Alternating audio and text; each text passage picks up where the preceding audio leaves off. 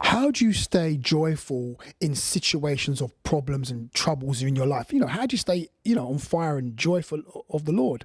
See, listen, joy is not the absence of trouble, but it's actually the presence of the Lord. The Bible speaks about in the presence of the Lord, there's fullness of joy. So your joy is not coming from the things that you own or the things that you have. The joy of the Lord is actually in his presence.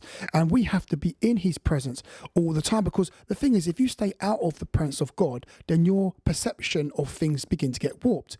See, you can be in a place of hardship and be in the presence of God, and you will get clarity and understanding and wisdom of your situation, and you will be comfortable in that situation because you know God is working behind the scenes and you understand how God operates. And even though you're going through a time of hardship, you know that God's going to turn up and he's going to show out, and he's going to turn your situation around. See, when you're going through a time of trouble, a time of problems, you are a candidate for the supernatural sovereign move of God in your life. The Bible says, for the eyes of the Lord run to and fro in the earth, looking for people in whom he can make himself strong.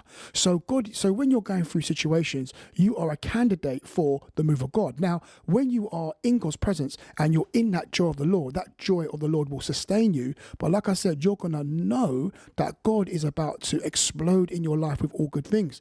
But don't let, your circumstances override you or overcome you, okay? And they will overcome you if you're not in the presence of God, because in the presence of God, there is fullness of joy, and in his right hand there's pleasures forevermore. I think that's Psalm 16:11. I think it is, yeah, Psalm 16:11. Look at that. It's quoting a random psalm out of my head, out of the spirit, out of nowhere. But yes, so let us get in the presence of God, okay? Because remember, joy is not a circumstance. Joy is actually in the presence of the Lord.